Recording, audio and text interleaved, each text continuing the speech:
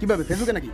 হ্যাঁ টিকটকে দিয়ে বুঝিলা দেখতেছেন না কেন? দেখেন পুরোটা দেখবেন। আচ্ছা দেখেন আমি ওদের এখানে আসতেছি তখন ওই আমার এসএমএস গুলো করছে। যদি ওই আমার আসতে না বলতো আমি এখানে আসতে পারতাম জীবনও না না ঠিক আছে দেখা দিকে আছে। আপনি এখানে আসেন কেন বলেন? আপনি এখানে আসেন কেন? কি হয় তুমি আপনার? আমি তারা ছাড়া বাঁচতাম না, আমি তারা ছাড়া বাঁচতাম না, আমি তারা চাই, আমি তারা চাই, আমি তারা বিয়ে করব, আমি তারা বিয়ে করব। আমার ফোন দিয়ে হারাইছে। ভাইরে ভাই, দুনিয়া আর কি দেখবাম, আর কি দেখার বাকি আছে? না চিন্তা করতেছে আর বাইসে থাকবো না দেশে, আর বাইসে থাকা লাভ নাই, এসব আর দেখতে পারবো না। কারণ আমরা বাইসে থাকা লাভ কি? আমরা করবামটা কি দেশে?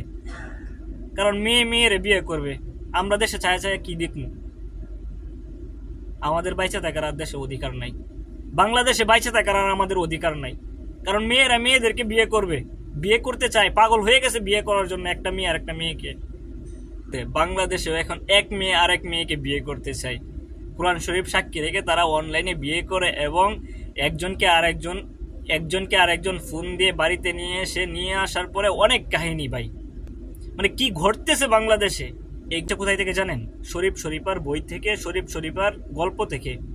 এখন কিন্তু ছেলে মেয়েরা উৎসাহিত হচ্ছে এবং মানুষ কতটা অধপতনে যাইলে একটা মেয়ে আর একটা মেয়েকে বিয়ে করতে পারে, একটা মেয়ে আর একটা মেয়েকে প্রেমের প্রস্তাব দিতে পারে। এগুলা কিন্তু এদের মধ্যে সীমাবদ্ধ না, ভবিষ্যতে আরো ঘটবে, আরো আমরা দেখব। কোন জামানায় আছি আমরা? শেষ জামানায় আছি এটা আমরা জানি, কিন্তু শেষ জামানাটা যে এত নিকটবর্তী সময়ে শেষ হয়ে যাবে এটা কিন্তু আমরা জানতাম না। এত তাড়াতাড়ি আমরা এরকম একটা ঘটনা দেখব এটা কল্পনাও করতে পারি নাই। ভবিষ্যতে আরো এরকম ঘটনা দেখতে পারবো যে মেয়ে মেয়েকে বিয়ে করতেছে, ছেলে ছেলেকে বিয়ে করতেছে। এটা কিন্তু, এই ঘটনাটা কিন্তু ইউরোপ আমেরিকাতে অ্যাভেলেবেল, ইউরোপ আমেরিকাতে কিন্তু এটা বৈধ, বাংলাদেশে কিন্তু এটা অবৈধ। এটা কল্পনাও করা যায় না, একটা মেয়ে আর একটা মেয়ের জন্য পাগল হয়ে চলে আসবে ছেলের মতো, তাকে চিনিয়ে নিয়ে যাবে, তাকে বিয়ে করবে। মানে এটা কল্পনা করা যায় না বাংলাদেশের মতো জায়গায়।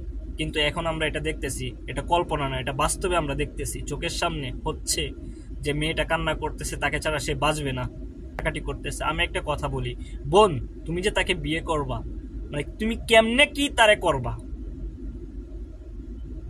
তুমি যে তাকে বিয়ে করবা, তাকে কিভাবে শারীরিক সুখ দিবা, কিভাবে মানসিক সুখ দিবা, কিভাবে তার সাথে কি করবা আমাকে একটু বুঝাও।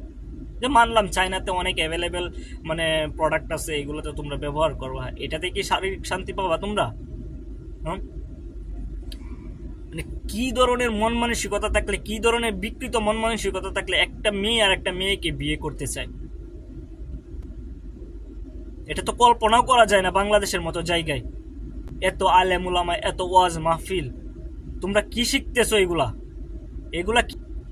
এগুলার জন্য দায়ী বাংলাদেশের শিক্ষা বোর্ড, যারা শিক্ষার নামে সপ্তম শ্রেণীর বইতে শরীফ শরীফের গল্প ঢুকাইছে, তার জেন্ডার ঢুকাইছে, সমকামিতা ঢুকাইছে, সমকামিতাকে প্রমোট করছে। এগুলা থেকে এখন ভবিষ্যতে আরো ফুলাপান শিখবে এবং এগুলাকে তারা অ্যাপ্লাই করার ট্রাই করবে। আমরা চাই এই সমস্ত বই খুব দ্রুত সময়ের মধ্যে পরিবর্তন করুক এবং যারা এই সমস্ত কাজে লিপ্ত হতে চায় তাদেরকে এমন শাস্তি দেখ, নজিরবিহীন শাস্তি দেখ বাংলাদেশের সরকার, বাংলাদেশের আদালত। মেয়ে মেয়ে বিয়ে করার পরিকল্পনা করে এরকম কোনো সাহস যাতে না পায়। বাংলাদেশে যদি আইন কানুন যদি সঠিক থাকতো তাহলে এইগুলা হইতো না। একটা মুসলিম দেশে তুমি এরকম ভাবে চিন্তা ভাবনা করবা, মেয়ে মেয়েকে বিয়ে করবা, ছেলে ছেলেকে বিয়ে করবা, তুমি মেয়ে মেয়ে বিয়ে করে করবাটা কি আমাকে বুঝাও। তোমারও যেটা তারও এটা, কেমনে কি করবা? মানে তুমি কি কাইটা লাগাই দিবা, না মেশিন কিনে আনবা চায়না থেকে, আমেরিকা থেকে মেশিন কিনে আনবা তাকে সুখ দেওয়ার জন্য?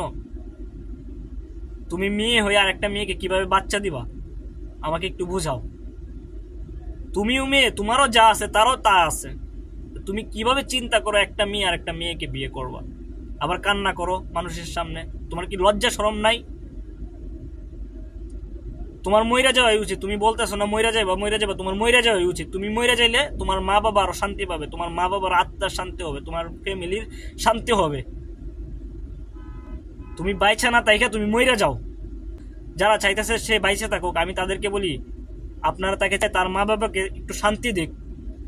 একটা ফ্যামিলিতে একটা মেয়ে যখন এরকম করে তখন মা বাবার যে কি পরিস্থিতি হয়, মা বাবা যে কিরকম ভাবে জীবনযাপন করে, এটা শুধু তার ফ্যামিলির মানুষই জানে, আর কেউ জানে না। পাড়া প্রতিবেশী মজা নিবে, হয়তো বা পাড়া প্রতিবেশী যারা আছে তারা হাসি ঠাট্টা করবে, ঠাট্টা বিদ্রুপ করবে। ঘটনাটা একটু চিন্তা করে দেখেন যে কিরকম মন মানসিকতা থাকলে একটা মেয়ে আর একটা মেয়েকে বিয়ে করতে পারে, একটা মেয়ে আর একটা মেয়ের সাথে চ্যাটিং করতে পারে, তাও আবার প্রেমিক প্রেমিকার মতো। বান্ধবী ঠিক আছে, আর একটা মেয়ের সাথে প্রেমটা কিভাবে করলো, মানে রুচিতে কেমনে আসে একটা মেয়ে আর একটা মেয়ের সাথে প্রেম করবে?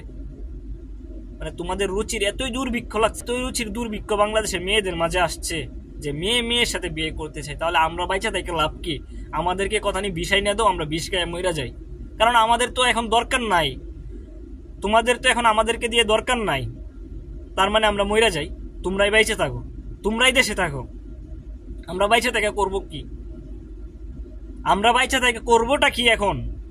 কারণ তোমরা তো বিয়ে করবা মেয়ে মেয়েকে, আমরা ছেলেরা কাকে বিয়ে করব? আমাকে এটা বুঝাও একটু।